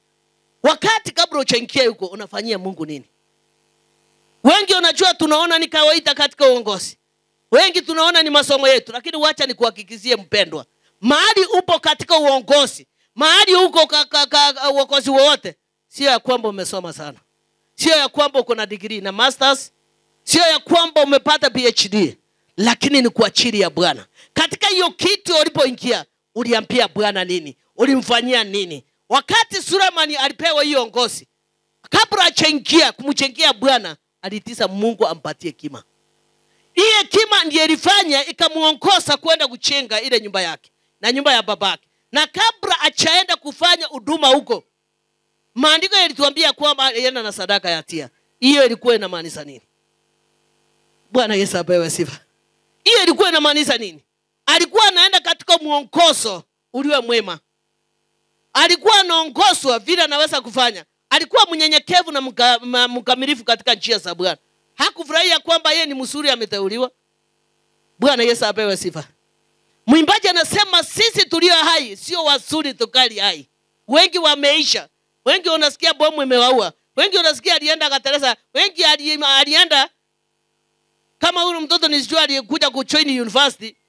Wacha akasema kwa hii relative nitakaa. Walipoamka asubuhi wakapata amekufa. Unafikiri ile kitendo ilitendeka kwa hiyo mtoto akakufia kwa nyumba sio yao? Ule mama ama papa alipata kesi gani? Mwanadamu ni mwanadamu. Wataongea mengi. Mtoto wetu alitoka vizuri akiwa nyumbani. Kwa nini amekufa na hiyo? Kwani wengine na wale wanakufa na magonjwa? Kuna vitu vingine sisi kama wanadamu tunafaa tufikirie. Usikate kesi kabla Mungu achahukumu. Maandiko yatuambia Suleiman alikaa na akashinda hukumu. Bwana Yesu apewe sifa. Alimaliza utawala na hukumu akashinda. Hukumu gani alishinda? Kati ya wale wanawake wawili walingangania mtoto, aliwafanya wafanye nini? Walifanya kila aliwaambia. Unaona alishinda hukumu. Alafu wewe unashinda nini ukiwa katika ulimwengu? Hasira ni hasara. Unaweza kuharakisha umesikia chambo kimbie, upate wewe ndio naangamia. Useme uko na pesa, unaweza kustaki umalize huyu, upate wewe ndio utawekwa nda. Unajua kitu sisi wanadamu tumeitwa na Mungu, tumeokoka, unafikiria mbele. Kuna kitendo unaweza kuachilia, lakini Mungu akuchibu kwa niaba yako. Sio kila jambo unafaa uchibu. Pia Mungu unifundisha kunyamaza. Mungu akikufundisha kunyamaza sio mwanadamu, utaongozwa katika laini yake peke yake. Umwambie Bwana, mimi nifunze kunyamaza. Nisio mtu wa kuroboka. Unajua ukinyamaza hata maadui wako hawatachua unafikiria nini. Wataona ni kawaida, watakulenga, wataogopa kukukaribia. Lakini ukiwa mtu wa kuroboko unamweka tayari unafanya nini? Wewe ambia Mungu akufunze kunyamaza. Sio mtu wa mdomo. Bwana Yesu apewe sifa. Kristo inuliwe. Alimwambia baba yangu alitenda makubwa. Na jinsi mimi uliniteua, uliona yale mambo alitenda mpaka ukaamua mimi uniweke katika hiyo ufalme. Bwana ujue mimi ni mtoto mdogo. Sijui kufanya kuingia wala kutoka. Hakumuitisha mali. Kwa sababu alijua mali ya ulimwengu itaisha lakini neno litasimama. Kwa hivyo lile neno lilo maana, lilo ndani yako ni ya maana kuliko mali ulikuwa nayo. Uko nayo. Tunajua utachiri mingi inabadilisha watu. Lakini mimi naombea roho yako utachiri isije kubadilisha. Bwana Yesu apewe sifa.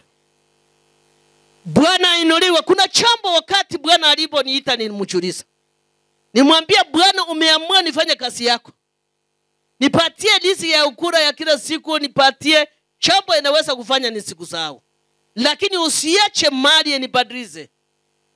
Kwa sababu nitachua kinibadilisha ni jehanamu. Inafika unaona sio kitu uko nayo. Bwana Yesu apewe sifa. Lakini unamuona Yesu Kristo yule aliyekufia. Bwana Yesu apewe sifa. Bwana inuliwe. Ingaachili wa mama watatu.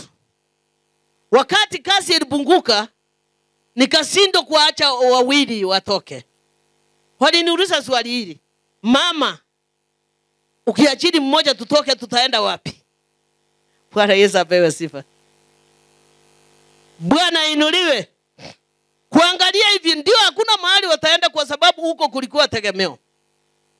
Nilinama nikumwambia Bwana, hata ikiwa kazi imepunguka wafanye kazi, lakini wewe usiache Shetani akaniibishe. Wasikose hela yao, wapate riziki ya ukura ya kila siku. Nisiwaambie nimelemewa kuwapea. Haleluya. Bwana Yesu apewe sifa. Wakati wao kumbuka kile wanahitaji wapate kama kawaida. Wasione imepinguka, waone wanaenda katika mate. Bwana Yesu apewe sifa. Kwa hivyo si kuangalia hasara, ilimwangalia Mungu. Unajua ukiangalia hasara vitu mingi utapotea njia. Mwambie Bwana, umenipenda. Ndio wako hapa. Nikitoa wawili mmoja hao wengine wataenda wapi? Kuwa na mtu hekima. Hao watasema umependelea kuacha mzee. Mbona ukutoa mzee uniache mimi? Mbona ukuniao kuwao waache yule? Bwana Yesu apewe sifa. Kwa hivyo itakuwa nifute nikufu. Sasa niambia Bwana, wote ni wako unawapenda. na kasi imepunguka. Ikipunguka wataenda wapi? Wacha wakue hivi, lakini usikubali hata siku moja wakose hela yao. Bwana Yesu apewe sifa. Bwana inuliwe. Tuombe Bwana atupatie hekima na busara na uerevu. Tusije tukageuzi na mambo ya ulimwengu.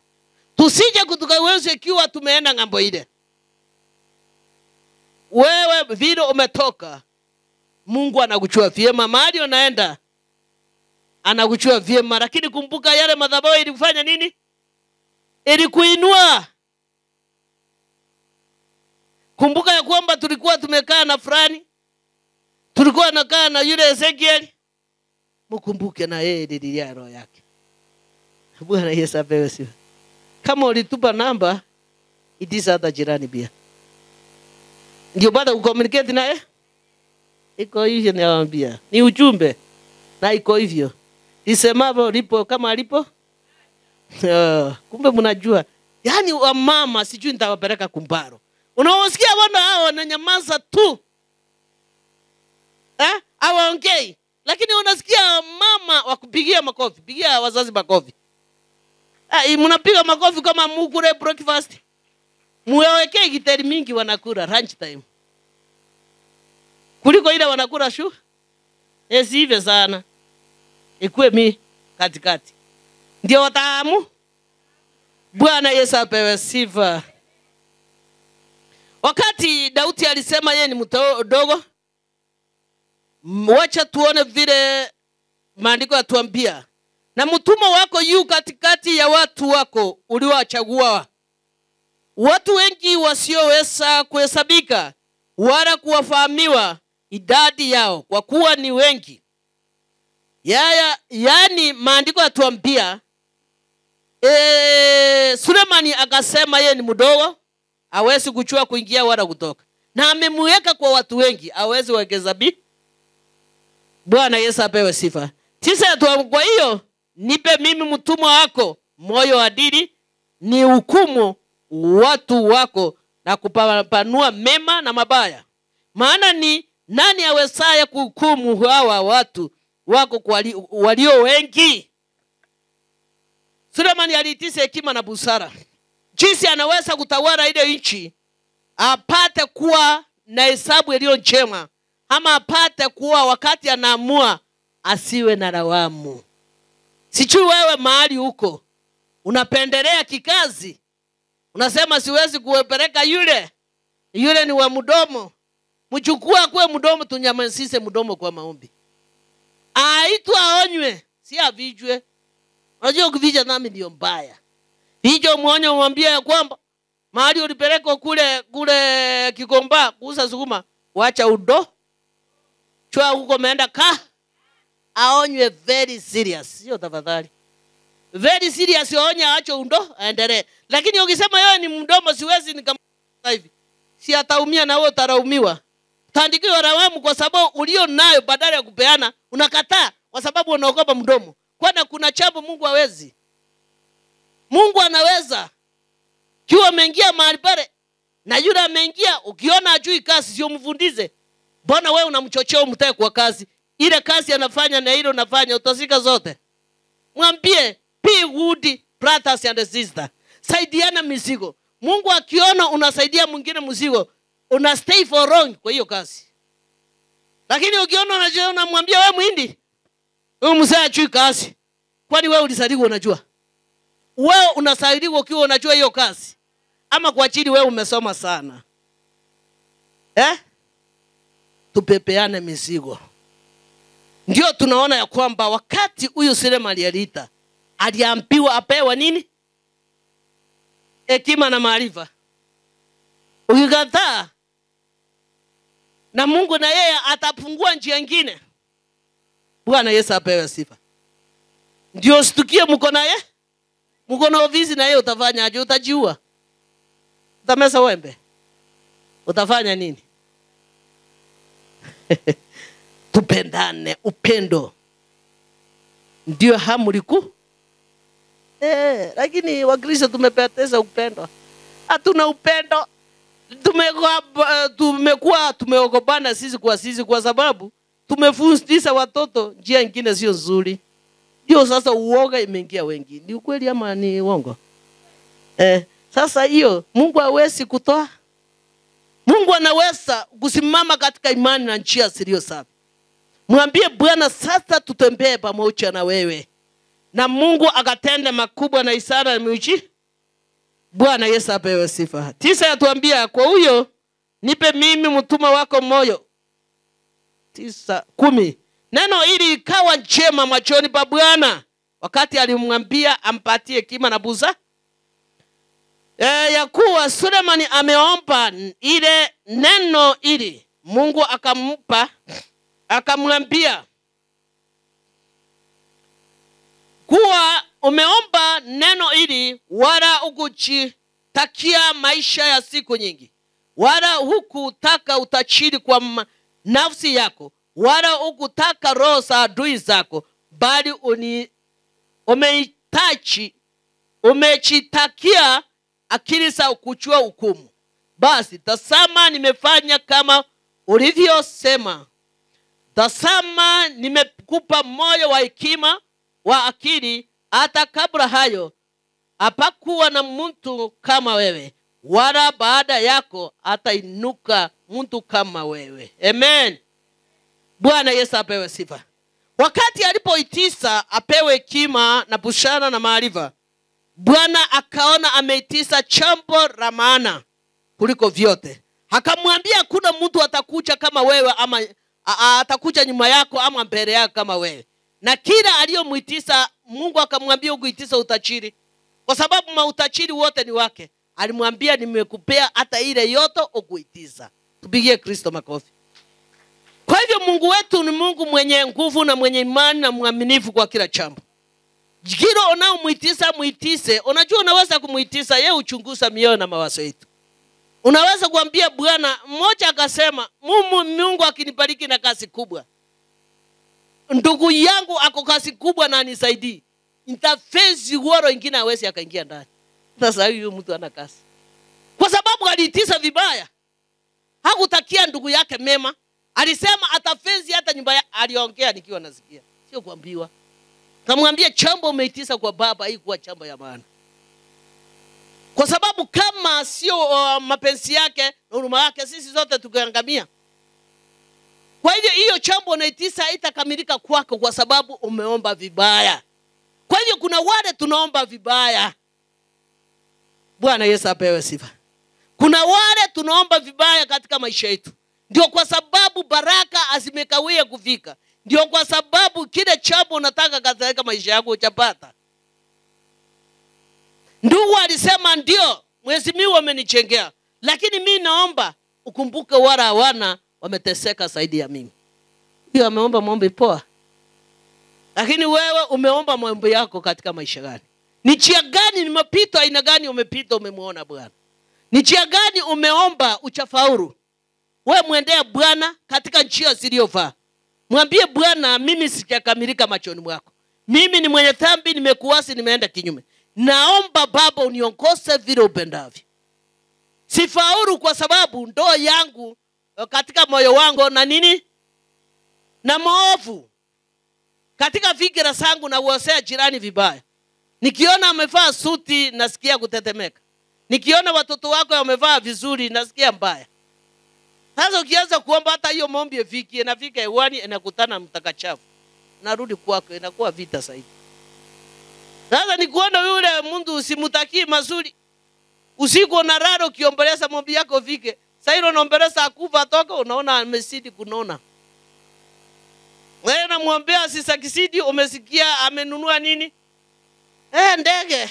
Sasa wewe omba maombi yaliyo mazuri, wasa yaliyo mema, ndio chifungue katika baraka. Bwana Yesu apewe sifa.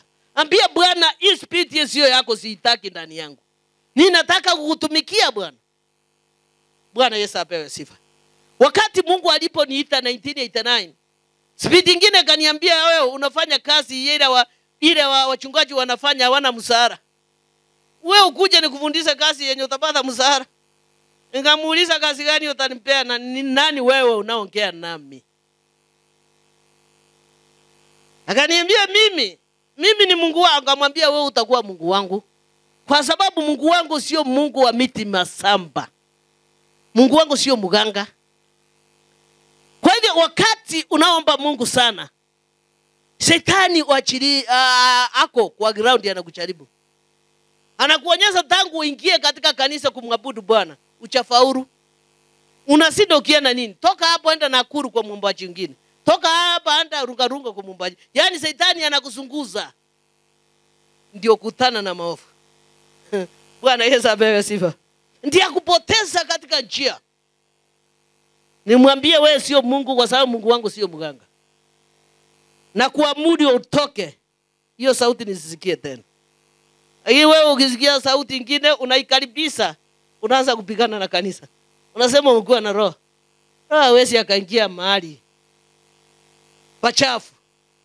Na leo roho hawezi akaingia usiku uanze kufanya kazi leo. Bwana Yesu apewe sifa. Kuna safari Bwana. Kuna milima na maponde ya kwenda kwa Baba. Na kwenda kwa Baba sio kubatiza. Ni kuomba ya kwamba kuna gharama ya roho. Sulemani baba yake alikuwa na gharama. Ndio wakati alipopofika akarara, Sulemani alitahiriwa. Na Sulemani kabla wakati alipochenga nyumba, hakuenda mikono tubu. Haliana na saka ya dia. Ndio unaona sauti ilimtokea katika uongozi. Wewe umepewa cheo katika ile usimamie mahali ama mahali pengine. Wewe unaenda tu, unaona ni kama wewe walikuchagua ulisoma. Hiyo sio masomo yako nikwambie. Hiyo sio masomo yako. Heshimu Mungu aliyekupatia hiyo kibali. Mwambie Bwana, nitafanya nini ndio nikufurahisha katika hema lako. Mahitaji ni mingi katika hema la Bwana. Usiye mchanja kwa sababu wengi wananyanganywa ama inasambaratika kwa sababu ya uchanja. Unaiona leo, baada ya wiki 2-3 uwezi ukaiona. Kwa sababu kile uliomba mwanzoni uchakamiliza. Lakini vile Sulemani aliona ataikamilisha na sadaka ya hatia. Ndio unaona ya kwamba ndoto na sauti ilimtokea. Jinsi vile anaweza kusimama. Yeye ndio alikuwa mtoto. Unajua hata katika familia yao mkubwa alingangana alitaka hiyo uongozi. Lakini mama yake akawaambia bana. Alikuwa mama yake ama mama wa Daudi. Na najua hiyo story. Tusome Biblia. Tunasoma wakati tunaingia church. Lakini mimi nawaambia kusoma Biblia kuna kutia nguvu katika neno na nene na kusomea katika wokovu. Bwana Yesu apewe sifa. Alimwambia bana huyu ameitwa na Mungu na wewe hujaitwa. Kwa hivyo Mungu angalie kimo, angalie sura, anaangalia kila uliopandwa ndani yako. Kiangalia ukiwa na watoto wako hata 5, unaweza kuangalia one ni nani aliye mwaminifu. Kimwachie sufuria anasongeza bila kuepa. Bwana Yesu apewe sifa. Bwana inuliwe. Miaka iliyopita 15. Tulikuwa kwa nyumba, tulikuwa tumefanya kazi na tuchabanki pesa zote. Ikawa saidi tunatoka zikaanguka. Kwenda kwa banki. Sara alikuwa mtoto mdogo wa miaka 5. Sara alikuwa hizo pesa akakibisa kwa ndugu yake. Kamwambia Freddy, unajua nini? Dada na mama wameangusa pesa mingi. Weka hapa tuende kukula sweet. Yeye alicheka, unajua ni mtoto. Yeye alicheka, akatuita tulikuwa tumetoka. Anasema mam, pesa ndio Sara ameniambia tuende kukula masuti mlisahau. Na unajua sasa yeye anampatia pesa alikuwa form 4. Angekuwa ni mwingine si angeenda nazo.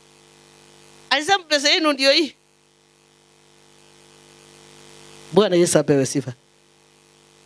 Unajua kuna wasasi tunafundisha watoto wanaingia mpaka bedroom yetu nakaa. Usifundishe mtoto aingie mpaka bedroom yako. Mtoto mwanaume, wacha akupe heshima.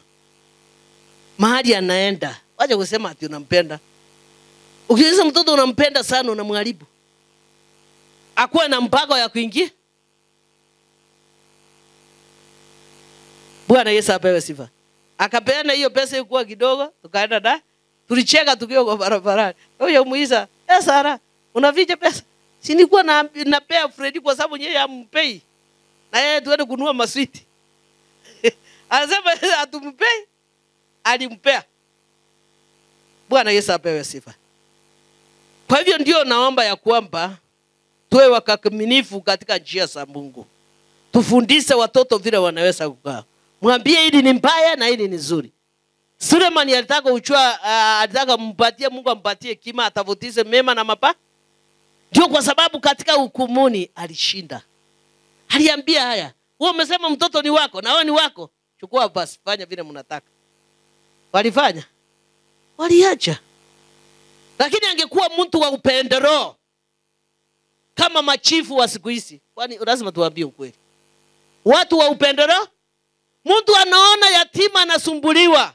Mtu anaona mchana anasumbuliwa, anamtisa ongo. Na huyo mchana hata usiku alikunywa strong tea na karara. Lakini anamwambia hii ofisi yangu niko na watu wa nyumba 10, hii ofisi yangu niko na head ya ofisi fulani, lazima utafuta 1500 ndio kesi ya. Na imagine watu wamepotea. Yaani hawamuogopi Bwana. Wanaona katika ile kiti walikaa ni wao wajijiweka. Hawakumuona Mungu aliyoweka mahali para. Bwana Yesu apewe sifa. Inajua inakuwa very painful. Wakati unaitiza maskini ongo, wakati unaitiza mchana onga, ndio mkaesie kesi. Hiyo pesa utaikula muda gani? Unaweza kukula pesa angamie.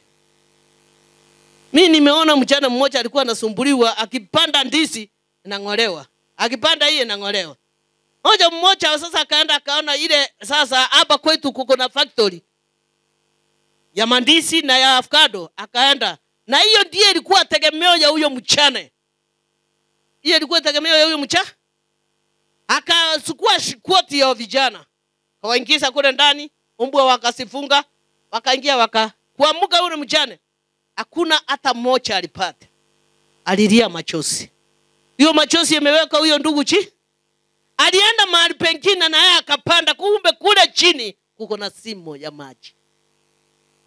Alitoka juu na branch akaingia akaaga, wakamtafuta siku 4 wakapata amekufa huko na gunia yake na avocado. Unaonaje sasa? Unaonaje wale machifu wanatesa mayatima, machane na maskini? Wanaitiza ongo mahali yaitiza. Unajua kuna mahali unaitiza ongo hata wewe.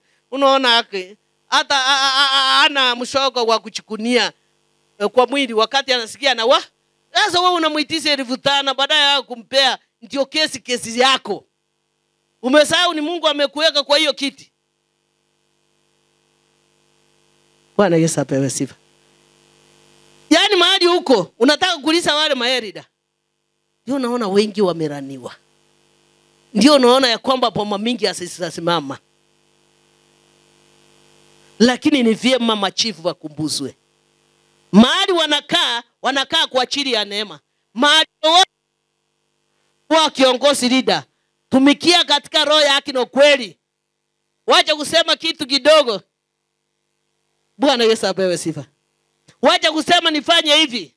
Niongo nipatie 1500 nikuingize kazi. Nipatie hii, wewe utaweza. Ulizaliwa nayo. Mpatie asindwe.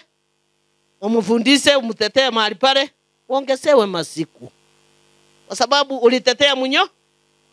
Lakini kumjochea hata yeye unapata wewe utakuwa ya baraka. Bwana Yesu apewe sifa. Kwa hivyo roho inaonya kwa wale wanaochochea wengine. Wao makampuni, wao kwa hoteli kubwa, wao kule mtahani, wao kule kwa broti mtu anahamishwa ana hatia. Roho inawaonya ya kwamba jua ya kwamba Mungu wako anaotetea wanyonge, yatima na wachane. Anaweza kuenda hivi apokee kilo huko unatarajia. Na maisha yake badilika kwa second. Bwana Yesu apewe sifa. Tukae kama Suleiman Bwana. Alikuwa anapenda haki na ukweli. Hakukuwa anaona ya kwamba kuna chambo ngumu mbele ya Bwana. Alienda katika hali ya utakatifu, akaenda katika hali ya kumjua Bwana. Akataka Mungu peke yake anene naye. Kwa kila chambo aende vile yeye anataka. Bwana Yesu apewe sifa. Bwana inuliwe. Hii ni mambo mengi na mema kitabu ya Wafalme wa kwanza 3 imetufunza. Tuwe watu wa kumcha Bwana, tuwe watu wa kumtegemea yeye, tuwe watu tunapata kauli kutoka kwa Mwenyezi Mungu. Mahali ingia, jione ya kwamba ikiwa umeingia umepata cheo kubwa, hiyo cheo umepata kwa ajili ya neema. Na usiwe ubaguzi kwa kila jambo, kwa kila kabila. Jua kwamba hapa Baba alikupea dia kuangalia vile utafanya hiyo kazi. Bwana Yesu apewe sifa. Bwana inuliwe. Ni Mungu tu tunaabudu. Kwa sababu katika hii safari lazima tuombeana, tusikane mikono, tusaidiane, ndio tumalize safari ya Baba. Bwana awabariki. Moto umewaka, moto umewaka, Shetani naye huyo anainama benzi, anainuka stamp, anaona moto, anatoroka mbio, anaona moto, anatoroka mbio. Moto umewaka, moto umewaka, moto umewaka. Shetani nayo huyo anainama benzi, anainuka stamp, anaona moto, anatoroka mbio. Asanteni sana. My name is Moses Limandan, kona shairi. Natambua mwalimu kwa kudumisha heshima kwa wazazi na walimu na wengine sitapima. Tabia nzuri zidumu moyoni mwangu daima, na wajibika milele na adili ya watela. Asanteni. My name is Shidina and I have a song. Prayer is the king, prayer is the king, prayer is the master key. Jesus started you prayer and ended you prayer. Prayer is the master key to the learners. Prayer is the king, prayer is the king, prayer is the master key. Jesus started you prayer and ended you prayer. Prayer is the master key to the parents. Prayer is the key, prayer is the key, prayer is the master key. Jesus started you prayer and ended you prayer. Prayer is the master key to the learners. Prayer is the key, prayer is the key, prayer is the master key. Jesus started you prayer and ended you prayer. Prayer is the master key. Barikiwe. My name is Ruby Kwamboka. I have a song. Bwana nimerudi tena, Yesu nakushukuru, wengine sijui nina nini Bwana, nimejua umenitende. Bwana nimerudi tena, Yesu nakushukuru, wengine sijui nina nini Bwana, nimejua umenitende. Thank you. My name is Michelle Nenma and I have a song. Open the eyes of my heart, Lord. Open the eyes of my heart, Lord. I want to see you. I want to see you, Lord. Sing it holy, holy.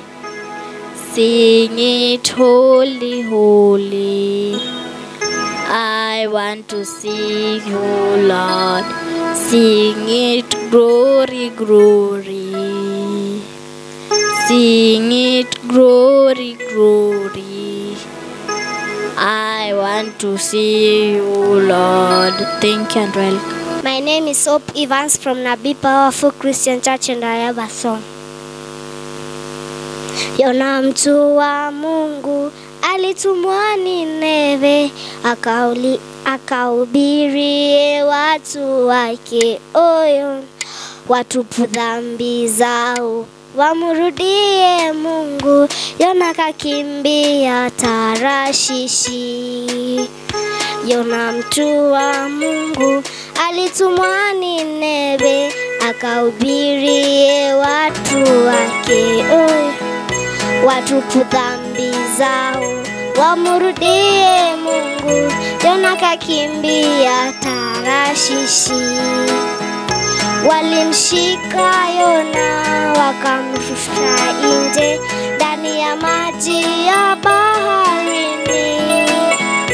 Kamezwa na samaki muda wa siku 3 kiwa tumboni mwa samaki. Walimshika Yona wakamrusha nje ndani ya maji ya baharini. Na samaki muda wa siku 3 akiwa tumboni mwa samaki. Yona alipokuwa tumboni mwa samaki alimlilia Mungu wake. Mungu akamsameha makosa zake yote, ndipo samaki kamtapika. Tumboni mwa samaki alimlilia Mungu wake. Mungu akamsameha makosa yake yote, ndipo samaki ikamtapika. Thank you and welcome. Sauti ilisikika mara 3 ikiita, Samueli, Samueli, Samueli, Bwana nakuita. Sauti ilisikika mara 3 ikiita, Samueli, Samueli, Samueli, Bwana nakuita. Eli, Eli, mbona waniita? Na sasa ni siku wa manane. Rudi kitandani mwako, Samueli ukalale. Eli, Eli, mbona waniita? Na sasa ni usiku wa manane. Rudi kitandani mwako, Samueli ukalale. Samueli alishangaa, nani amemwita? Samueli, Samueli, Samueli, Bwana nakuita. Eli, Eli, mbona waniita? Na sasa ni usiku wa manane. Rudi kitandani mwako, Samueli ukalale. Eli, Eli, mbona waniita?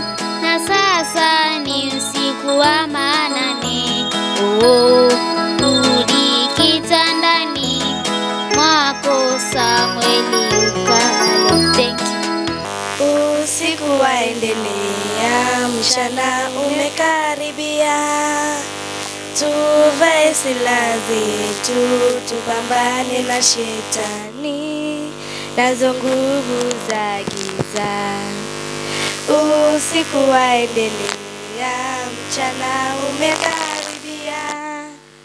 Tuvae silaha zetu, tupambane na shetani nazo nguvu za giza. Nimewapa mamlaka mingi, angalieni na wachunga kama kondoo kati ya mbwa. Tuweni na busara kama nyota, jihadharieni na wanadamu, weni wapole kama ua. Mapepo haya nguvu tena kwenu, niko na nyinyi hadi mwisho wa dahari. Nimewapa mamlaka mingi, angalieni na wachunga kama kondoo kati ya mbwa mwitu. Weni na busara kama nyota, jihadharieni na wanadamu, weni wapole kama ua. Mapepo haya nguvu tena kwenu, niko na ninyi hadi mwisho wa dahari. Vumilia hadi mwisho, tulia kwake Yesu. Machungu nayopata kitambo yataisha, mbinguni tumlaki. vumilia hadi mwisho, tuliza kwake Yesu. Machungu tunayopata kitambo yataisha, mbinguni tumlaki. Nimewapa mamlaka mingi, angalieni na wachunga kama kondoo. Kati ya mbwa mwitu ni busara kama nyota. Jihadharieni na wanadamu, ni wapole kama ua. Mapepo haya nguvu tena kwenu, nikona nini hadi mwisho wa dahari. Tumewapa mamlaka mingi, angalieni na kama kondoo. Mbwa ni busara kama nyota. Jihadharieni na wanadamu,